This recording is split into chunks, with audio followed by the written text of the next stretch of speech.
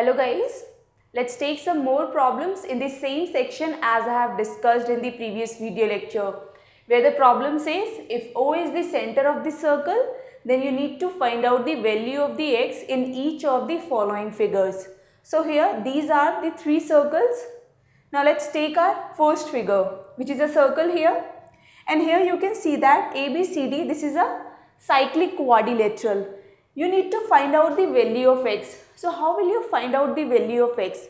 You know that this angle is 65 degree. For the chord CD, you know that bigger part means the one with the bigger area. So here this part is the bigger part and with the bigger area. So this is the major section and this is the minor section.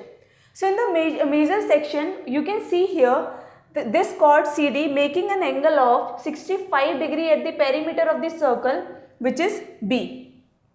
So here again this CD is making an angle at point A, which is lying at the perimeter of the circle. So this angle will be the same as the angle at point B, which means this angle will be 65 degree. Now sum of 35 degree plus 65 degree will give you, let's suppose this angle is y. Y is equal to 65 plus 35. You know that this angle will be 100 degree. And as you know that ABCD, this is a cyclic quadrilateral. So sum of opposite angles will be 180 degree. As you need to find out this angle, which is x degree. So let's take the sum of x plus y. X plus y, which is the opposite angles of a cyclic quadrilateral whose sum is 180 degree. You have the value of y, which is 100 degree. Now you need to find out the value of x. So what is the value of x? Value of x is 80 degree. Now let's take our another problem. A, B, C, D. You can see here for the chord AD, this angle you can see here, this is x.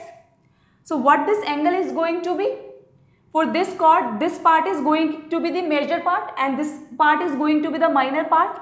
You know that angle at point C is x degree. So angle at point B, which is lying on the perimeter of the circle and in the same section, which is the major section, this is also going to be x.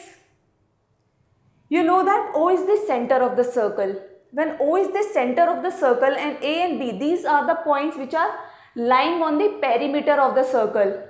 So distance between OA and OB will be same, which means AOB going to be an isosceles triangle. When this is an isosceles triangle, then angles opposite to the equal sides of a triangle will be equal. So if this is 52 degree, this angle will be 52 degree as well. So value of x is 52 degree. Let me repeat again. Let's see this chord AD. For the chord AD, this is the major section, this is the minor section. In the major section, point lying at the perimeter of the circle, which is C, making an angle of x. Here B is also the point which is lying on the perimeter of the circle. So this will be also making the same angle. If this is x, so this is going to be x as well. When AOB is an isosceles triangle, why? Because OA and OB both have the length of r. So this makes this an isosceles triangle. So that's why these two angles going to be same. If this is 52 degree, then this is going to be 52 degree as well. Now let's see this section, this figure. In this figure, you can see here that A, B, C, D, this is a cyclic quadrilateral. This angle is 40 degree. You need to find out the value of x. And O is the center of the circle. So how will you find out? Let's see. If this is 40 degree, then what this angle is going to be? You know that AD is the chord of this circle. And for this chord, this is going to be the major section and this is going to be the minor section. Which one is the major section? The one with the bigger area. So here this one is the bigger area and this one is the smaller area. So that's why this part is major part. So in the major part, you know that this is making an angle of 40 degree at point B. So this will make an same angle.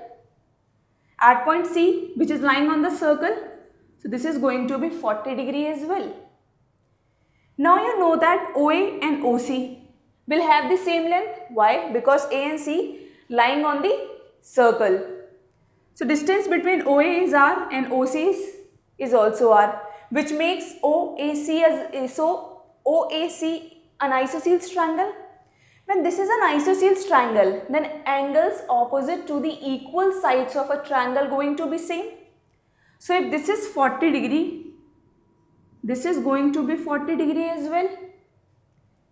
So if this is 40 and this angle is x, and you know that OAC is a triangle, sum of the angles of a triangle will be 180 degree. So let's equate the value of x from that equation. X plus 40 is equal to 180 degree. These are the sum of the angles of this triangle OAC. Value of x will be 180 degree minus 80 degree, which means 100 degree. So this value is coming out to be 100 degree.